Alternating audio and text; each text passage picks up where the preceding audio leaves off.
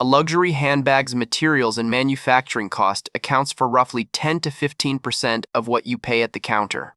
The other 85% is marketing, retail overhead, celebrity campaigns, and brand prestige, none of which goes into the leather, the stitching, or the hardware you carry out of the store. 9 brands on this list are collecting that 85% premium without delivering anything close to what it implies. Some of them you already own. One of them is the most defended name in the industry, and the case against it is impossible to argue with once you see what it's actually made of. Number 9. Balenciaga. Start with the brand that confused spectacle for craftsmanship and charged you for the confusion. Balenciaga built its recent identity on intentionally provocative design, the trash bag tote, the destroyed sneaker, the deliberately ugly silhouette, and priced each piece as though the shock value was the same thing as skill. Ward Kampf, president of Northwood Retail, put it plainly: real luxury relies on craftsmanship and durability, not shock value. A Balenciaga bag that costs over $1,000 is not delivering $1,000 of leather, construction, or longevity. It's delivering a cultural conversation piece with a logo, and cultural conversations have a very short shelf life. When the provocation fades, which it always does, you're left holding an expensive bag that looks like a joke someone stopped laughing at. The next brand made a different mistake. It stopped evolving. Number 8. Dolce & Gabbana. Dolce & Gabbana is the brand for a singular wow moment. The kind of piece you buy for one event, photograph, and never reach for again. Tracy Lamourie, a stylist who has dressed clients on red carpets worldwide, has been direct about this. The fabrics and tailoring don't deliver what you'd expect at this price point. For a brand charging thousands, the construction inconsistencies are notable, and the maximalist aesthetic that makes pieces striking in photos works against longevity in real wear. A bag that only functions as an occasion piece is not an investment. It's a rental you pay for upfront and carry twice. And the next brand is doing something even more calculated. Number 7. Off-White. Off-White built its entire brand on cultural relevance. The right collaborations, the right endorsements, the right moment, and priced everything accordingly. The problem is that cultural relevance is not the same as quality, and Off-White's construction has never caught up to its price tag. Fashion experts have described the production as streetwear level in terms of materials and build, priced as luxury because the name carried enough weight to command it. When price is based on cultural positioning rather than craftsmanship, you're not buying a bag. You're buying a ticket to a party that ended a season ago. The brand's relevance has faded considerably since its peak, which means the premium you pay today is for a hype that already moved on. The next brand is more established, and its problem is more systemic. Number 6. Gucci.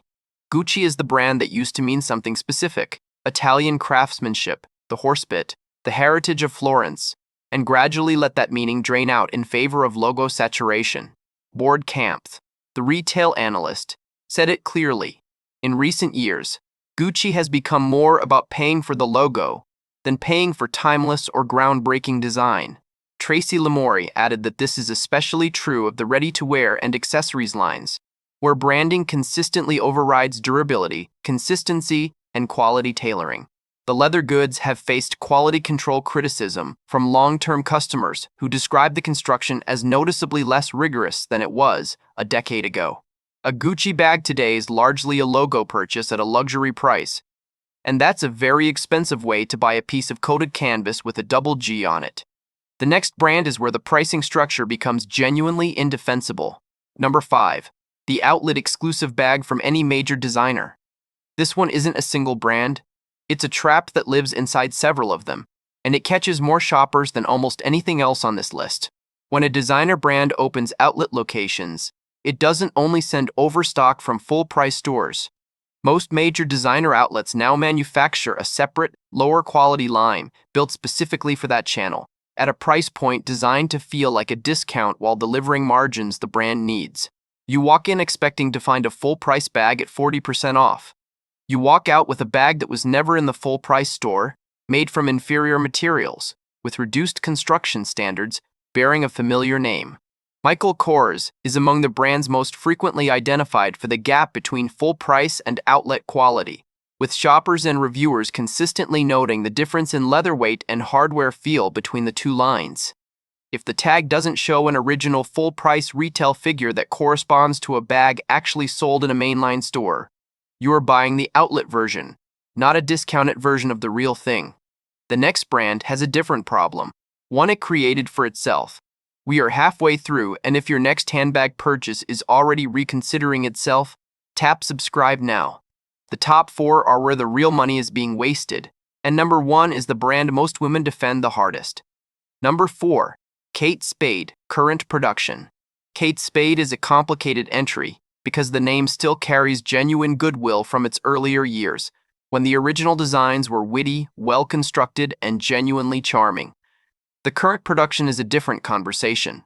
Since the brand changed hands and expanded aggressively, quality control has been a consistent concern among long-term customers and handbag communities who describe a gap between the brand's price point and what the leather and hardware actually deliver at that tier. The playful aesthetic disguises a construction reality that sits closer to fast fashion than it does to the accessories counter it shares space with. Paying $200 to $400 for a bag that pills, peels, or sees its hardware tarnish within a year of real use is not a deal at any price. And the next brand has been running the same playbook for longer. Number 3. Michael Kors logo-heavy styles. Michael Kors is a textbook case of what happens when a brand chases volume instead of value, and Fortune documented it in real time. The company spent years focused on lower-end products and heavy promotions, which hit its fashion credibility and shoppers' willingness to pay full price, a problem the brand itself acknowledged publicly. The outlet quality gap is real and widely documented.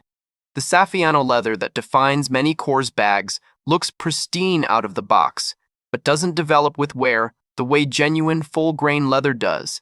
It stays flat and eventually starts to show stress at the edges rather than aging gracefully. TikTok communities and Reddit forums in 2026 have been blunt about it. A Michael Kors bag is great for short-term style, but you'll be replacing it sooner than the price suggests you should. For a brand charging $150 to $400, that timeline is not acceptable.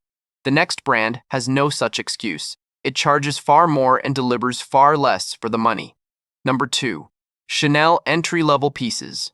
Chanel is one of the most respected names in luxury, and that reputation is precisely what makes the entry-level play so expensive a trap.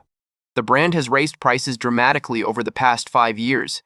The classic flap has increased by over 100% since 2019, while entry-level pieces like the small wallet on chain and card holders have not kept pace with the quality that justifies those increases.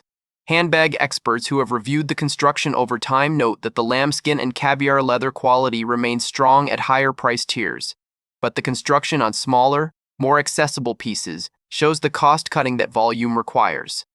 Spending $500 to $1,000 on a Chanel entry piece means paying primarily for the name and the box, not for a proportional improvement in leather, hardware, or longevity over what mid-tier brands offer. The name is real. The value at entry level, increasingly, is not. And number 1 is the brand that has built the most spectacular illusion of all. Number 1. Louis Vuitton coated canvas bags. This is the one most women defend, and the defense is always the same. It holds its value, it's iconic, it lasts.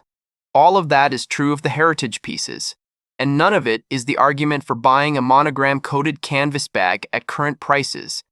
Louis Vuitton's signature canvas is not leather. It's PVC-coated canvas with a printed logo, the same category of material that fast fashion brands use at a fraction of the price. The hardware is good, the construction is consistent, and the brand's craftspeople do skilled work. But the material at the center of the bag, the thing you're paying $1,000 to $3,000 for, is coated plastic with a pattern on it. The brand's materials and manufacturing cost represent a small fraction of what you pay. The rest is one of the most powerful marketing operations in fashion history. You are paying for the logo, the heritage, and the social signal, not for the hide. A full-grain leather bag from a mid-tier brand at a third of the price is a better material object. The Louis Vuitton monogram canvas is a better social object. Know which one you're actually buying before you spend $3,000 on it. There is one thing that changes every handbag purchase you will ever make. It's a single question, one sentence that you ask before you look at the brand name, before you check the price, before you consider whether it matches your wardrobe. It exposes the difference between paying for materials and paying for marketing in about 10 seconds. And once you know it, you will never overpay again. I cover that question in the next video. Watch it before your next purchase. It's on your screen right now.